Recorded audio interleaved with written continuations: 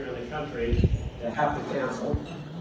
And we were lucky the hotel stayed with us, the restaurant stayed with us all this time, and our speaker was still in the country, and he's always traveling. And it's my honor to introduce him for you. I told Bill I didn't have a printed brochure, biography, so he said feel free to make something up. Yes. So Bill has achieved our total, we changed our numbers of countries, but Bill has already received an award for traveling to all of our countries. We've added a few, and he probably has those anyway, so it wouldn't matter much. So he's been honored for that. He's considered the world's most traveled man by many of us and many organizations. He's been almost everywhere. What else? He won the Nobel Peace Prize one year. He negotiated a settlement. No. Too busy doing that. So Bill had a wonderful adventure in August of this last summer, traveling to the Horn of Africa, Ethiopia, Somalia, and Somaliland. And for those of you who say, what's the same? Bill went unravel that mystery. So please welcome one of our favorite presenters, Bill Altaffer.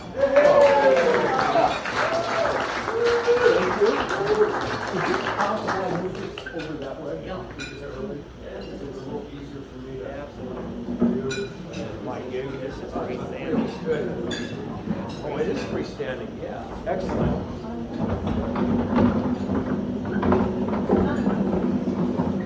I'm his Iron Lucky.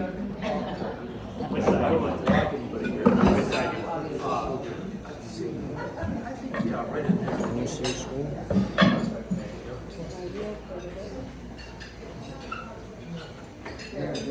Thank you.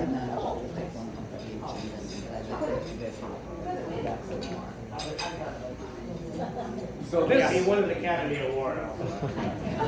Well, I went to the mailbox the other day, and believe it or not, I still ski. And because I pay my dues, I got my 60-year PSI, Professional Ski Instructors of America, level 3 gold pin. So I got this pin. It's 60 years, can you imagine? Okay. So I was thinking today about the date I got to 100 countries. And I was back in the late 60s, and I was down in the Caribbean, and I had these, tickets, airline tickets, and I'd go to confirm them every time I'd land anywhere to make sure I was going out eventually. And it was in Grenada, St. George, and I got to the hotel at night. In the morning, I walked down into town, and it was Liat Airlines, Liat, something like that. And there was a mob of people lined up outside, which I thought, oh great, that's not a good sign. So I waited. I finally got, after about, is this sounding okay? About a half hour in line, I get up, and there's a guy in front of me, this big giant guy from New York, and he goes, look, I've been coming in here every day for 2 weeks, and I gotta get back. I love your country, and I want to get back here, and I need to make more money, so I can come back, but every day you say the plane's full, blah, blah, blah, and I thought, great. So finally, I get up there, and I said, well, I got my ticket for tomorrow, and he says, well, I can put you on the wait list. And I said, okay, how's that work? In other words, on the wait list, how many people in the last 2 weeks have gone out of St. George? And he goes, none. And I go, great. And I've got to be to work on Monday, And so the next stop was Trinidad, and I was going home. So I went out to the airport anyway the next day, and it was like the evacuation of Vietnam. There were just hundreds of people, and it just was the biggest mess. And finally they said, look, it's getting dark. We have no runway lights, and planes can't fly. So people just left. But I stayed there, and I stayed there. It seemed like a dirt runway. And the plane suddenly then came in, and I got myself on that plane, and I tightened the seatbelt. I'm not getting off this plane. Then they could get the door closed in the back of the plane. And they flew with the door open back on our way to Trinidad. So that's how I got to my 100. Good job. Good job. And This is a surf film, you know, that's my son surfing, I'm embarrassing, you know, that isn't before he got good, that's just a test. So this trip is the Horn of Africa, so I was in Namibia, and when I finished that trip, COVID hit, so that would be 2020 or something like that, and or 19, I don't even know. But anyway, I haven't traveled, and I was set up to go to the Horn of Africa, and they were having civil war in Eritrea, and it was getting later and later, and COVID hit, but three of my friends that traveled with me, we knew we were going to lose our airline tickets unless we went. We had to go last August, so we just went. And then, I used to be a high school history teacher, and I really shouldn't have taught my son a lot of geography. So we're sitting around the house, and he goes, "You're not going." And I go, "What do you know about going?" He goes, "Somalia is like level 3, 4 most dangerous places in the woods, the most dangerous places." I said, no. Actually, we're not sure we're going to go there because it keeps changing. We're probably going to go to, and that's what this is, the capital of Somalia. We're like, Somalia, Hargeisa. I said, we're not going to Somalia. We're going to Somaliland, you know. Anyway, I BS my way. Okay, I set this trip up. So how, people like you, now how am I going to say, well, I'm staying back in Addis Ababa and you go? No, you can't do that. So I had to make this trip go, and that's what I did. But here we go through this COVID stuff, and now we've got a world war on our edge. I mean, are you kidding me? And you know, when I do trips all over the world, I have friends that say, hey, yeah, I'll go with you next time. And I go, well, look, these things are one-off stuff. I created for Mir Corporation. How many know Mir Corporation? And you know, their whole thing is Russia. And I set up I think I did about 6 or 8 years ago, and I did it with Vicky at Valor Tours. I created hero cities of the former Soviet Union. So are you guys in? So we went to all the hero cities in the Soviet. How's that going to work? First of all, you couldn't even do it 5 years ago because of the invasion of the Crimea. So that was, you know. But I found out, you know, there were like 12 or 15 hero cities. And I thought, wouldn't this be a great trip? And we did it. It was outstanding. And I had this young guide, and she lives in St. Petersburg, and she just emailed me the other day. She goes, I don't think we're going to have any more tourists coming to work. You just think about it. I mean, and it's just not going to happen.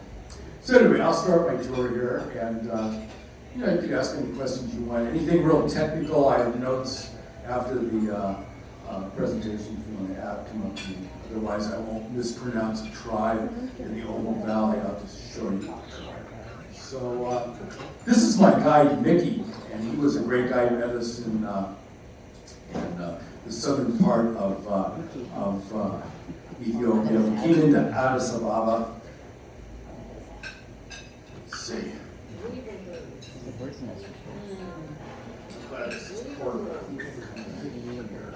I'm not blocking anybody over here. You okay? Okay. So what are these? I just took pictures of them. That's their nest, right? Right. Okay. In the past, I had been to Ethiopia maybe in the 50s and 60s, and I led tours there in the 70s and things like that. And the main thing you go to, well, the first tour I ever did was with Travel World. We just went to Addis Ababa, and then years later with Klaus, I went into Gondar, Axum, Lalibela, which you can't go to at the time last August because of the war with Eritrea or the other area there in Ethiopia. But we could go to the Omo, so that's what we did.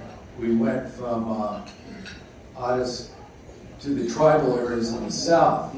And I know people in the past have had a lot of trouble in this area with the people bugging them and stuff, but they hadn't seen any tourists in about 2 years. So, in fact, we didn't see any tourists in August in Ethiopia anywhere, which is, for me, is a good thing. So, this is the tribe that stretches the lips and the ears, and you can buy the plate that they put into their either the ear or the lip.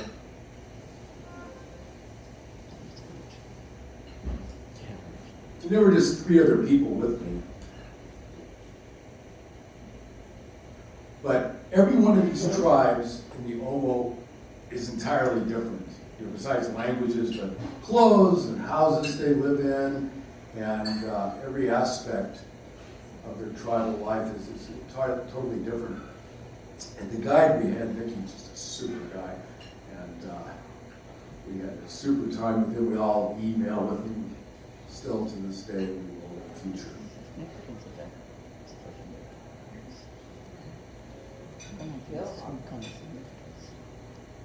These kids, is that focus, Joe? Mm-hmm. Okay. These kids were by the road trying to make a little extra money come out, and I thought that was cute. And we have the truck wash and the river. Truck wash. Termite mound.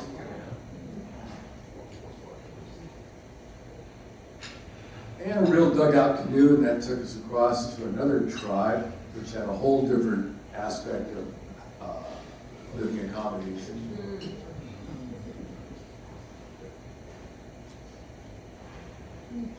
That was like a grocery store, storage container there.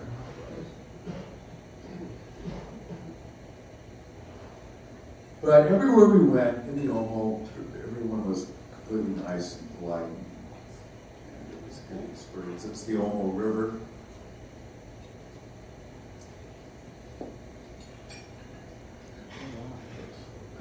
Didn't go that fast. So, they're doing this for us because they know the tourists are coming and they're paid by the local agencies. But they danced and there was music and you can get your face painted if you wanted that. So wild. What are we looking at? A hat. Yeah. It's a very serious warrior, I think. It's a lady. Lady. That's a lady. Definitely. The necklace is ferocious. It's a gourd that she's made it into this hat. She looks ferocious. And of course the kids are friendly everywhere. Very cute.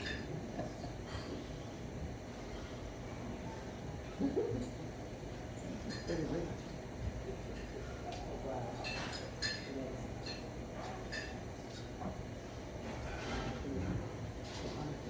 This is significant. We probably had 6 flat tires during the time we were there. Really, it was just the way it is. Whoops. And then this is in town in a little market area where they were selling things. Now we're on to a different tribe with a different accommodation and way they live. None were even similar. Some of these kids would make things like that to sell to tourists, but there were no tourists. Too bad.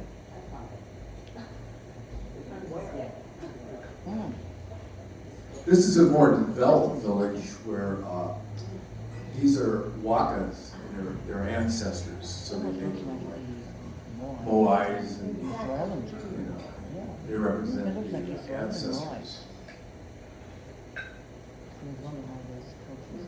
This lady's carrying her ring. And then their buildings are a little more complex, the way they put them together with sticks and twine.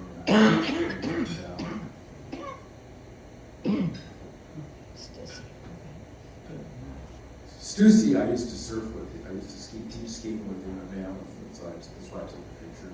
John Stussy's from Newport Beach, and you'll see like t-shirts of Stussy. He's made $1 million just off his signature. Well, I had to take a picture of that. Now this is a deal where if you can take the ball, pick it up, and throw it over your head, then you're eligible to have a wife. And one of the guys traveling with me, I met years ago in Moscow, maybe about 6 years ago, and in a hotel, and I figured he's with Mir. He's done something with Mir, and I went over and talked to him, he and his friend, and they just got off the Trans-Siberian, and his name is Sid Suarez. And now he just travels with me constantly, and he's about 325 pounds, and he was a heavyweight champion wrestler at San Diego State. So he's good to travel with, you know. And so, well, we get to a country, we get into Somalia later, and I said, you know, Sid, you're the biggest guy in this country. He said, yeah. And so when I went to bed, he went out with the guide, and they walked 20 miles one night, and they went to the bull jumping ceremony. And I don't have pictures because I didn't go. I couldn't have made it anywhere. And so he got there, and took about 6 hours of standing, and finally the young man jumps over the bulls, jumps on their back, and if he makes it all the way, then he's eligible to have a wife too. So that was a really rare thing. I wish I had pictures of it, but I couldn't even get there, you know. Right now he's on a motorcycle in Morocco, so I don't know what he's gonna come up with next. So a little more industry in this village, weaving, and what was that? That was potatoes or something like that. Corn, whatever, not corn. But anyway, this is corn, huh? And I think we have another flat tire.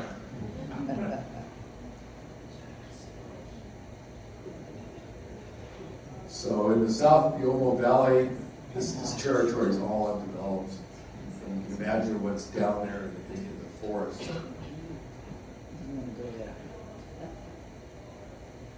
Then we went out on the lake by this area here, and there was an eagle. We saw the largest crocodiles I've ever seen. I think they're not the largest. The largest are the Nile. These are the second largest, and very serious. Don't fall out of the boat.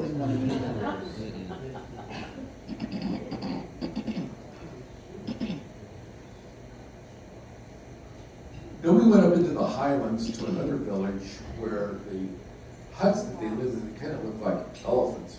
And this is the king. He just became king. He's probably about late 20s.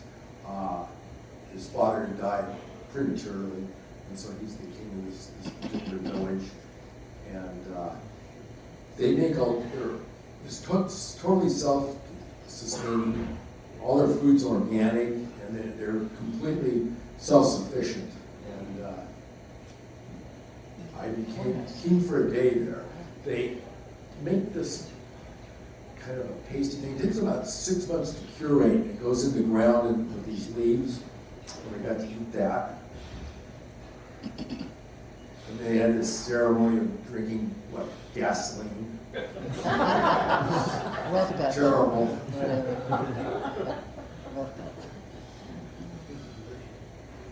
So then they made me king for the day. So you thought I was kidding, you know. King for a day, huh?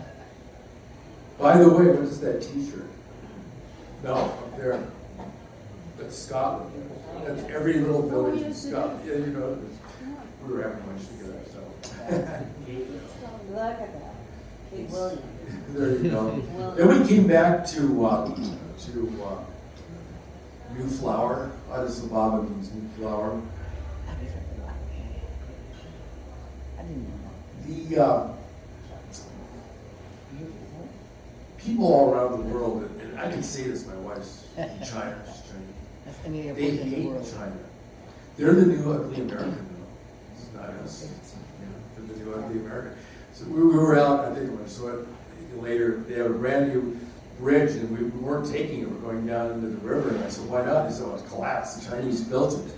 So, and they put stuff up in English, you know, so they can show everybody that what to do. We flew north, left Mickey back in Addis, and we're on our way to Harar. We flew into this town to get ready to go backwards, actually, back to the home. And this is a train station that goes on up to the Red Sea.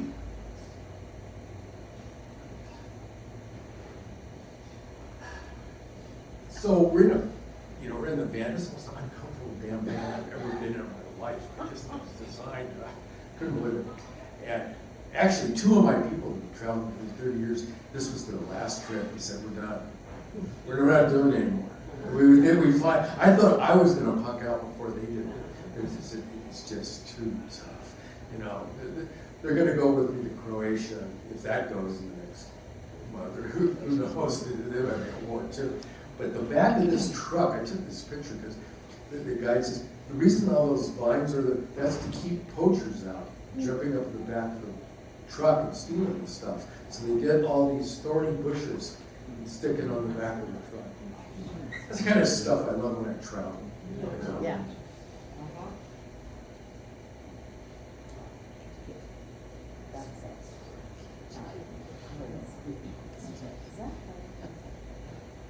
To tell you the truth, my best pictures are on my cell phone. Because I always have my cell phone with me. And I take the cell phone, then I reach for my Nikon.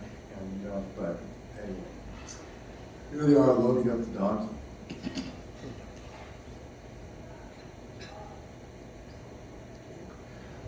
This held us up like this, like coming off the 405. The whole trying to get down there. This bus was sideways and people were held up, you know. But you know, when I travel now, I don't care. I just like to look around and people watch. Where am I going anyway? So in Harar, that wall was built by the Islamic people. This is an Islamic part of Ethiopia, because going back to Addis Ababa, except for the tribal people, those people are all Christians. Or a little bit Jews. As you know, many Jews went to Israel 20, 30 years ago, for a certain amount, but Coptic Christians are the main people in Ethiopia. It's so diversified, Ethiopia. It has everything. Except maybe good food. Nobody likes food. But here's the tuk-tuks from India. And so Harar was, it was number 4 most holy Islamic city. And then you know some of the people today that are they're going to Mecca now. How many in here signed up to go to Mecca? You know, but there are people going now. They're letting you in before you couldn't go. So this is a museum in Harar. And one of the problems about 100 years ago with Harar was that the hyenas had taken over the city. And so the people made a deal with the hyenas that they could have the city at night, and they would just have it during the day. So in a minute you're going to see Sid, 300-pound Sid, remember I mentioned him, feeding the hyenas. So it's a tourist thing. We go down to the walled city, and the hyenas show up at night. This is the local museum. And you have an opportunity to feed them. And then the rest of the pack comes as everybody goes into their house, leaves some meat out on the porch, closes the door, and the hyenas take over Harar for the night. So it's been a copacetic thing for them. It seems to work out mutually. Probably do that with Chicago or something. I don't know. Work something out. So I think it's a colorful town, city. I liked it. It's friendly. Lots to see, lots of designs.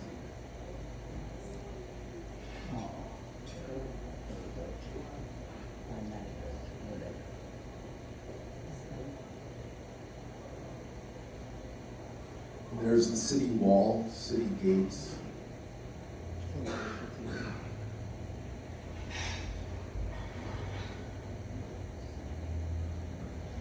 Girls' school. Oh, I had to do it this way because I didn't take a picture. And that's Sid feeding the hyena. I didn't do it with my cell phone. It was too dark to take a picture with my camera. Now from here, we drove down to Somaliland.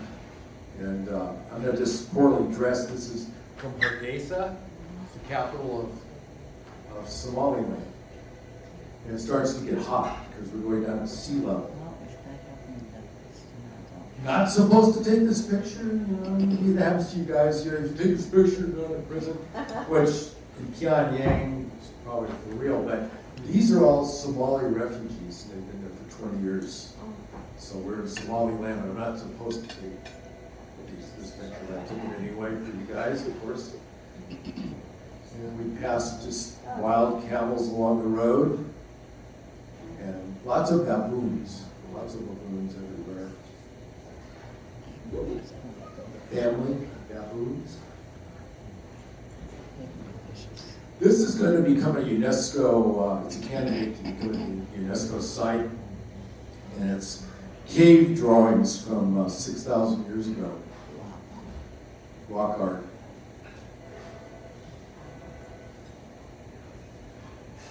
So, I didn't have a picture in the front, but you guys are all geographers. That's the Horn of Africa, so that piece sticking out there. Remember, for years I was the first one to go to Socotra, and you guys didn't put it on the list. I kind of, no, I'm just kidding. That's right over here. It's right off. It's obvious that it should be on the list. It's really Socotra should really belong to Somalia. Should belong to Yemen. It's weird. How many been to Socotra? I'm going to Jackie. Are you? Excellent. We're going to Oman. So Bill, Yes. can you, for those of us who remember some but not all, describe the difference between the colonial backgrounds, what now you have on your map, Somalia and Somaliland. Right. I guess you can hear me. I can yell enough and go over here. Well, we've got Eritrea over here, which is Italian. And then those who've been to Asmara, it's a real beautiful Italian city. And then Ethiopia is the only technically uncolonized territories of Africa. But the Italians did fight them, and then they were defeated. But this is the only one that was never colonized. And then Djibouti is French. That's the only place except for South Central, where I used to teach high school. South Central, I did. That I ever got mugged. I got mugged in the middle of the Century. There was a Century Club member. I testified to this, and he's a Catholic priest, friend of mine, and he and I went downtown in the middle of the day, and these guys jumped me. And he'd gone into a bookstore, and in my backpack I had my real airline tickets, which means you lose them, you don't go. I had my passport. There was absolutely, in Djibouti, no American embassy. All there was the French Foreign Legion. And I remember Laurel Hardy, and I really didn't want to join that. And so I kicked their ass. And I saved myself. I mean, I had to. I mean, are you kidding me? I'm going to walk a mile back to the Sheraton and say, I can't pay my bill, because I lost it, and I'd like to get to the plane without a ticket, and I don't have a passport. Yeah, well, I'd still be there. So this is French. So all I can think of every time I think of Djibouti is these blue paper bags that blow across the desert. You've seen them, trash bags. Very ugly. So that's French, and the Chinese are in there, see, and they got this base there, this naval base. Okay. So right after I left Somaliland, American senators came there, about 15 of them, and the Somaliland people said, you know, we have nothing to offer to anybody, zero. So we would like to have the Americans start a base, a naval base. They figured this out. If the Chinese have that, you could have an American base here. So Lindsey Graham, honest to God, 3 weeks after Lindsey Graham and all these guys were there, I found out later, to sign up the deal, and they were building a base here to counter the other one. You know. Then I found out, my local guide says, you want to go see the pirates? Because they have a deal now. Yeah, you can go live with the pirates. It's $1,000 for 2 days, 3 days. And you go over here to Ely, and it's called Pirate City. And they're not doing pirating anymore. They're doing tourism for you. And so They need more money out of legal it. pirates, because they can make money from it. They show you how they captured the boats, and you know all this stuff and all the rigging. And then their story, it's ELY, you can look it up, Google it while I'm talking. ELY, anyway, right here, that's where they go. And I've got the itinerary on my cell phone if you're interested. You go live with the pirates. And so I'm kind of in for that, but my son's here, so I can't talk about it. You know? And then later we're going to go to Somalia, okay? But their story is that the only reason they started the pirating is because the Chinese stole all their fish. All the fisheries had come in and dredged with their nets, so they had no food.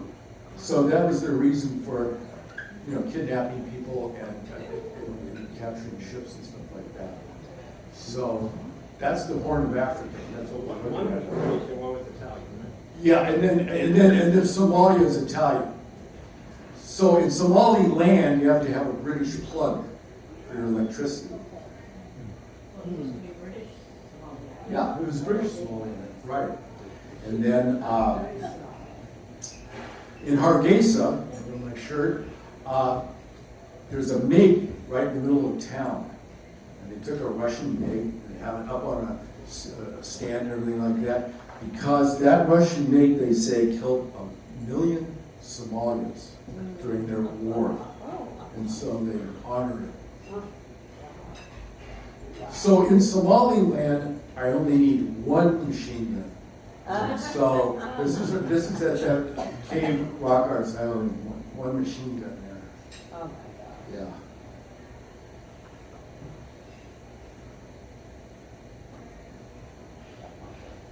And it's where you walk up into the cave art area here. Cave art, right.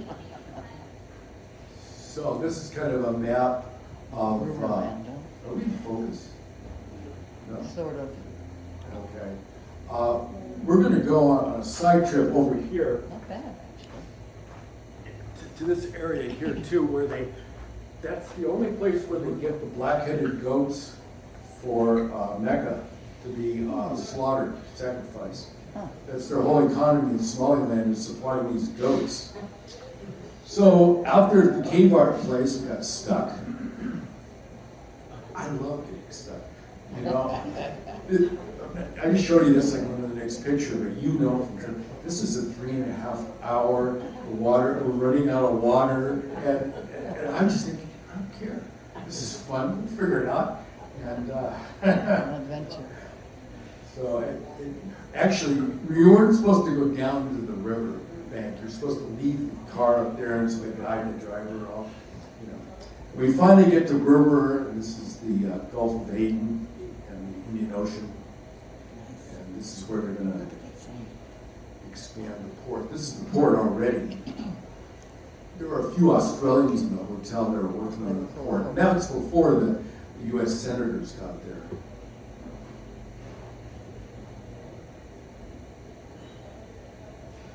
Main Street.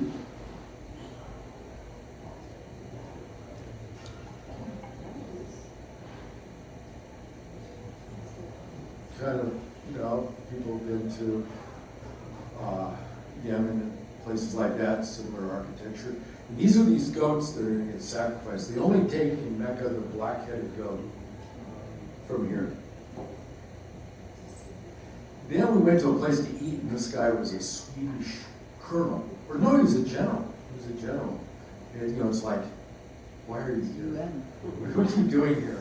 And so he was there for a 6 month stint, working with the military.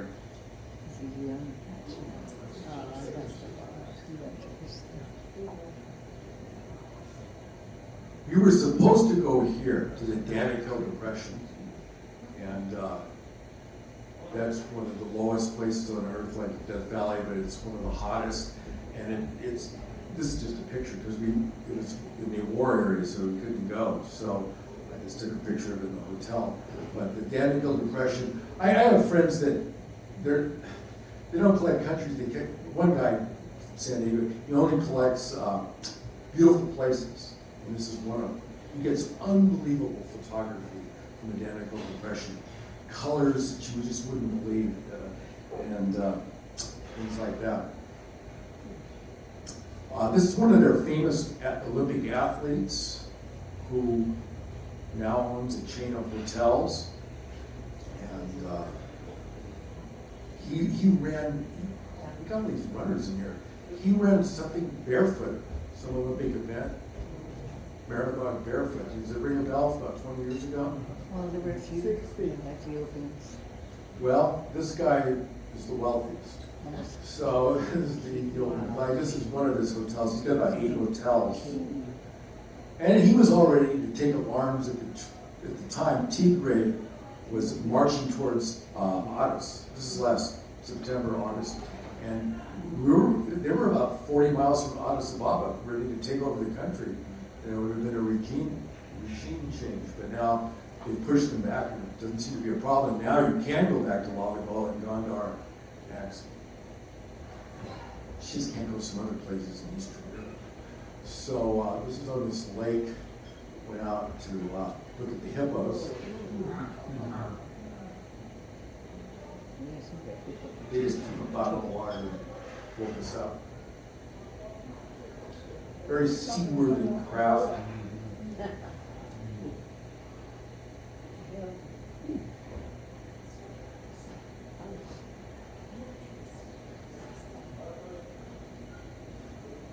And this is our friend guide, Mickey.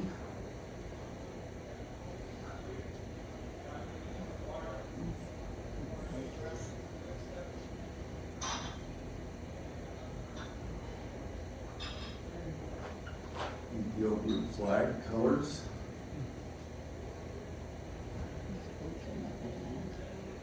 This is the room in that hotel.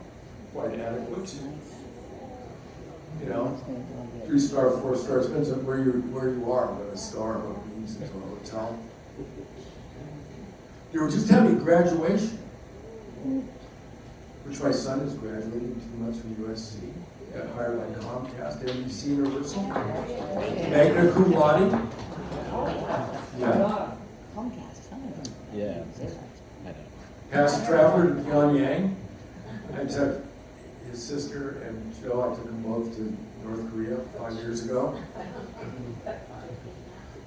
So this is graduation day in the town, and everyone's dressed up, and cap and gown, and the whole bit. Really cute. There's little storks on the side of the lake.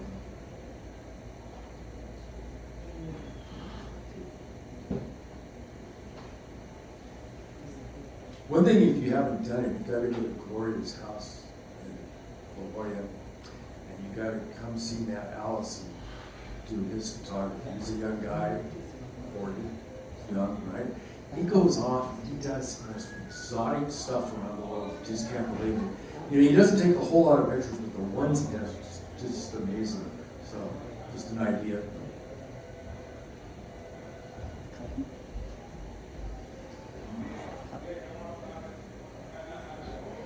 These are all fishing nets. Fishing nets, wow. But if you go back to that picture of that village kid making those glasses to sell you, these people try so hard to make a living in it.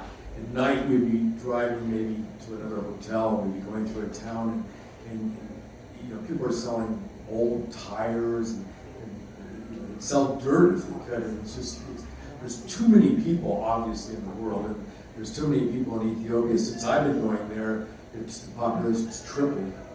It's just a real problem.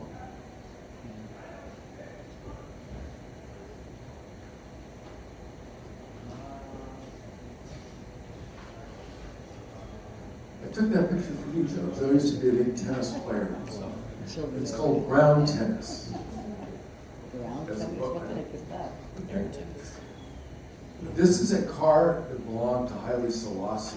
I think I have the picture here, but years ago I was a tour manager for Travel World. How many ever heard of Travel World? How many heard of Hemphill Harris? You know Hemphill, Century Club, Harris bought. One of our founders. That's right.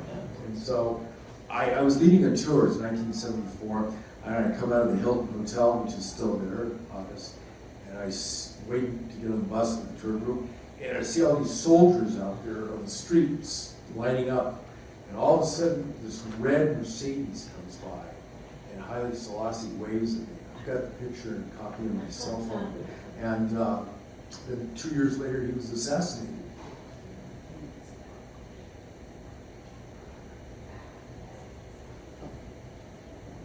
You know, the trouble with photography, you know, to do it right, you gotta stop, be there early in the morning, late at night. You know, how many times you guys are on a bus, oh, give a good shot.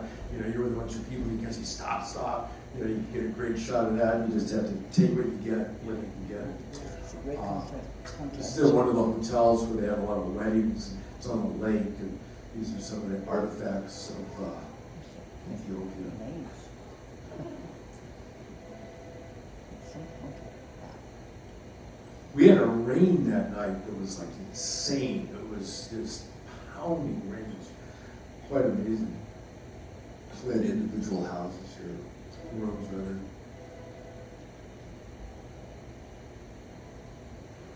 So that's what they did with all the, remember the combs from the 60s when you had your natural going, you know? Made a piece of art. You know, warthog, there's a lot of animals in Ethiopia. It's got everything. This was a national park where you walked through it. We went out with a ranger and she had us walking through the park. Again, no tourists.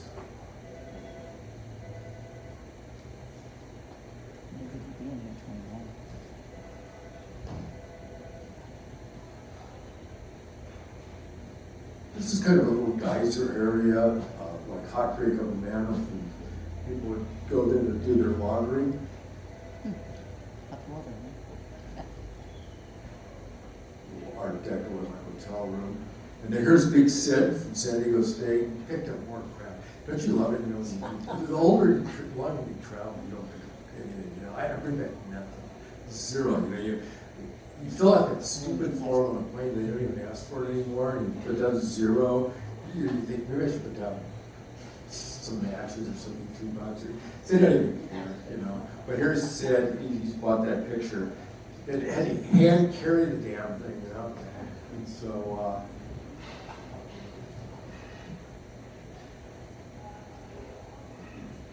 so this is how they repair the phone lines. This, you know, OSHA rules.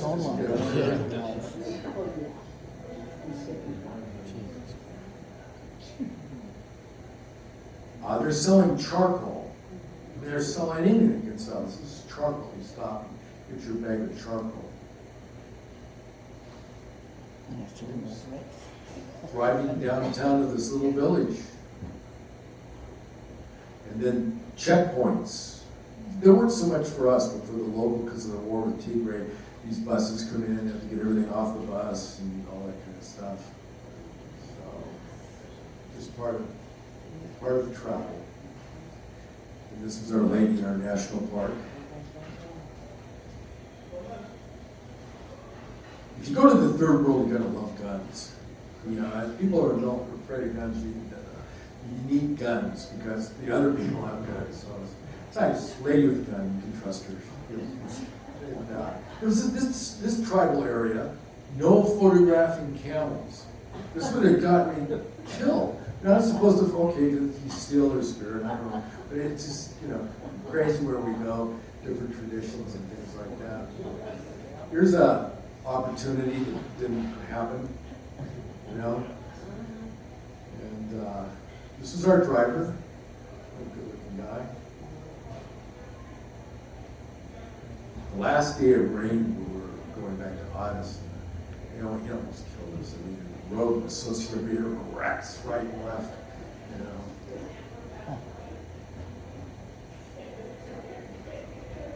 There's a river running through. There's a guy building a hotel resort there, and on top of this river.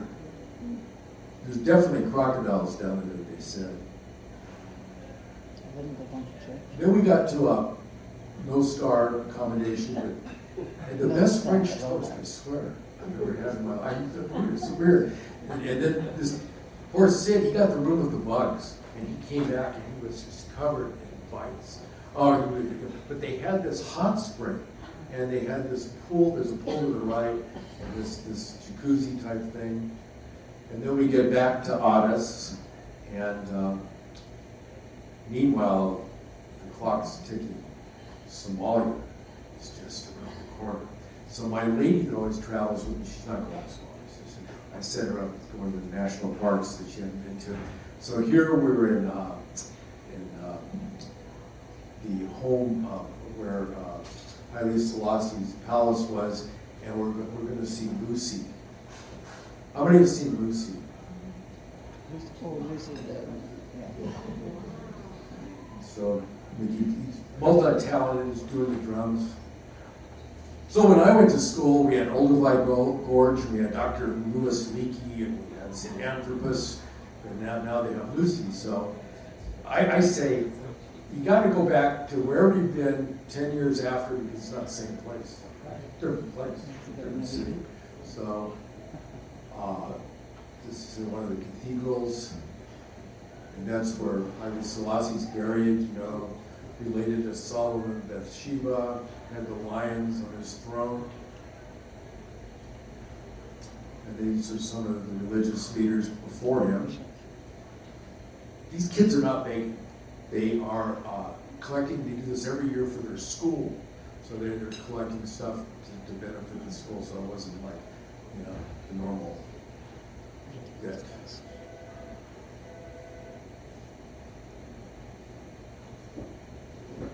These are the fighters in the museum that defeated the Italians. You know, the Italians were coming in on biplanes, and these Ethiopians are out there on camels, and they defeated them. Kind of like what's going on now, maybe. This is Haile Selassie's bathtub. Nice. Yeah, always like a bathtub. This is his bed. And double sinks, not bad. For, you know, 50 years ago. And this is St. John, they're cutting off heads. They're very biblical. The Coptic Christians. And I just took a picture of that because I used to have one. This is where they sleep with their head on that. It's supposed to, I like a pillow. This restaurant was cool. They had great food in it. It's right next to the Lucy Museum. That was Lucy. That's not Lucy, but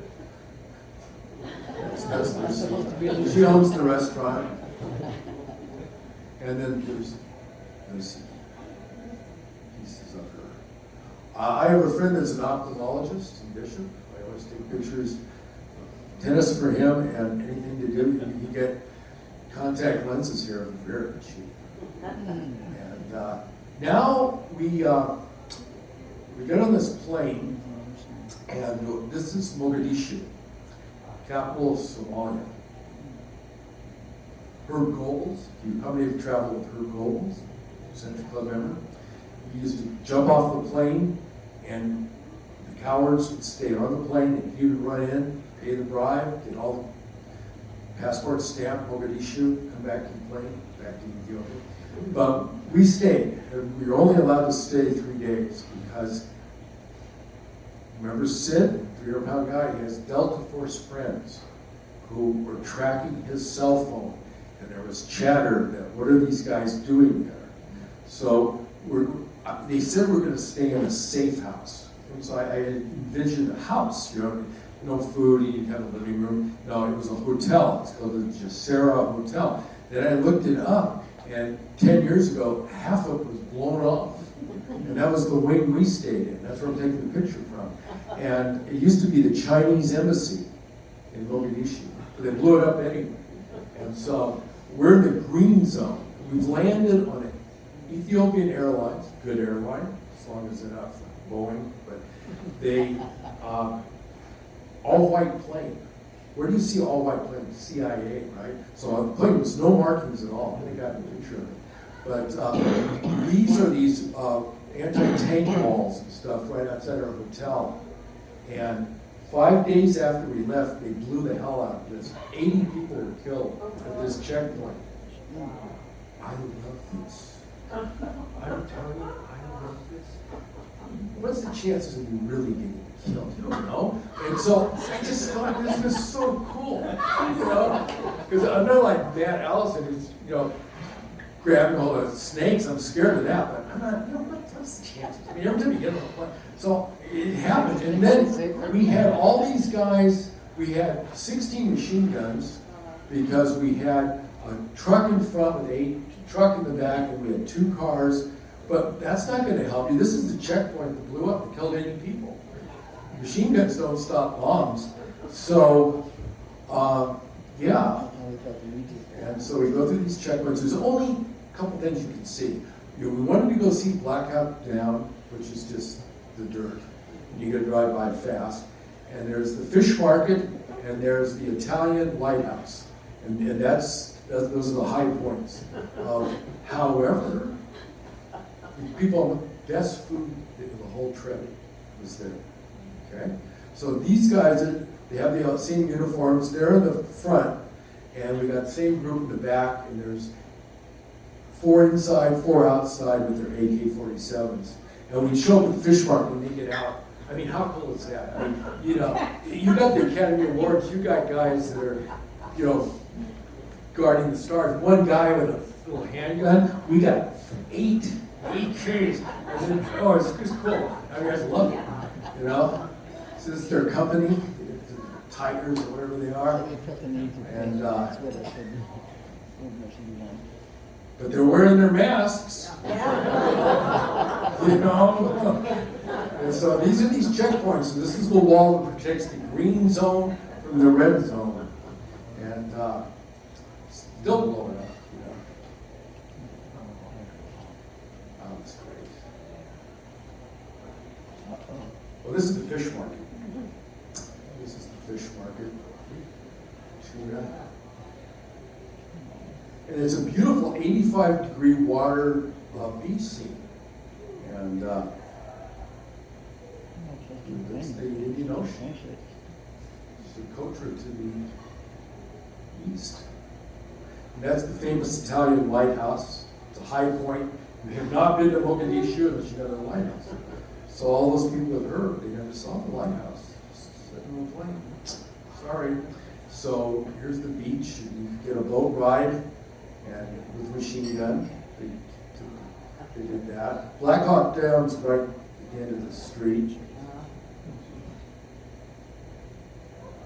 And they move fast, and then they would block the streets, and they never stayed in one place very long.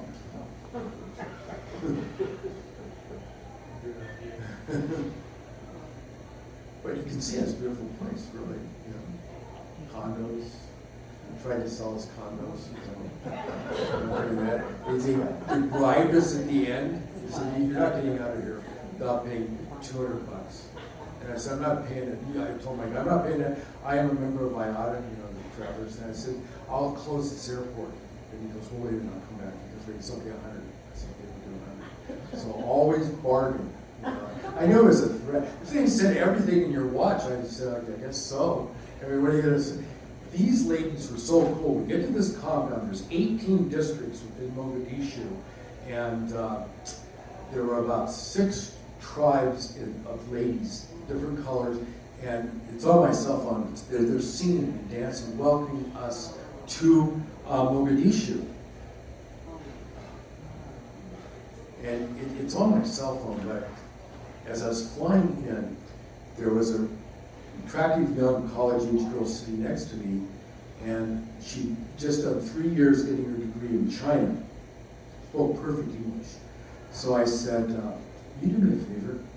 I said, "Would you say in Mandarin to my wife that it's safe in Mogadishu?" And I got it all on the cell phone. And she goes, "Yes," and she says it all in Chinese. And then I emailed it to my wife.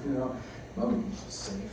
It's So I've got this on my cell phone to tell you. They're all singing and dancing, different tribes. And the head guy of these ladies had just replaced the man, it was like the mayor of this district of these 18, and he got his head cut off by Al-Shabaab. The guy 3 weeks earlier, and the new guy, they gave us lunch and they did everything like that. And then it was time to go back, and it's always good. I know this is out of focus, but I don't care. It's a point to it. It's, you want to fly business class internationally for this reason. We get into this is in Addis Ababa, this is Ethiopian Airlines business class lounge, and there's nobody in there but one guy. Again, it's on my cell phone. And he's sleeping. And when he wakes up, I say, what's going on?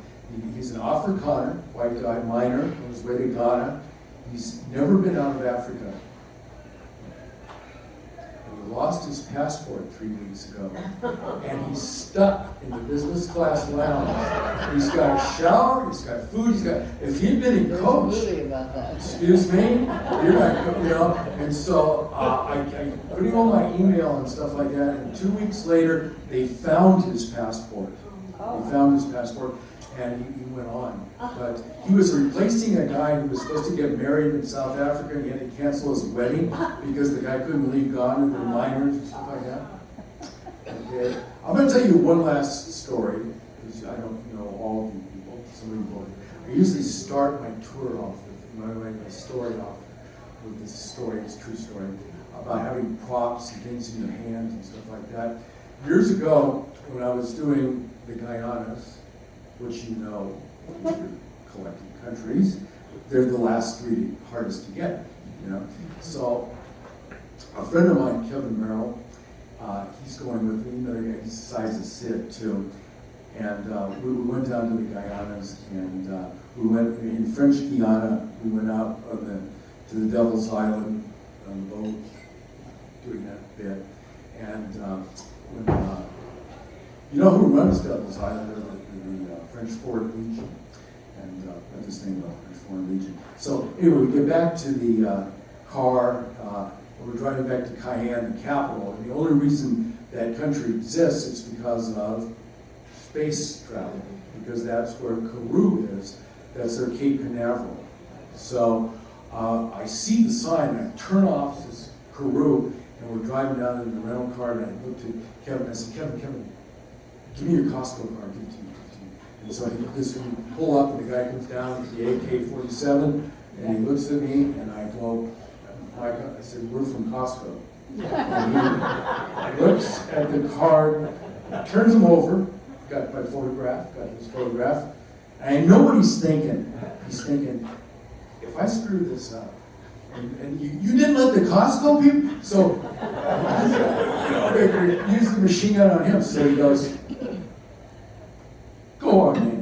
So he and I, we went on into Kourou. We gave ourselves a tour of the space facility, the whole thing, and so that's it. Thank you very much.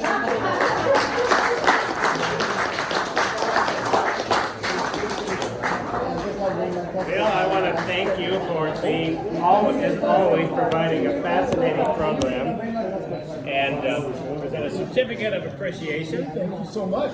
If you can fit it in those little holes down there, I won't tear it up for you. Excellent. Thank you again. Here we'll get Joe wants a picture. Yay. Carol can get a picture.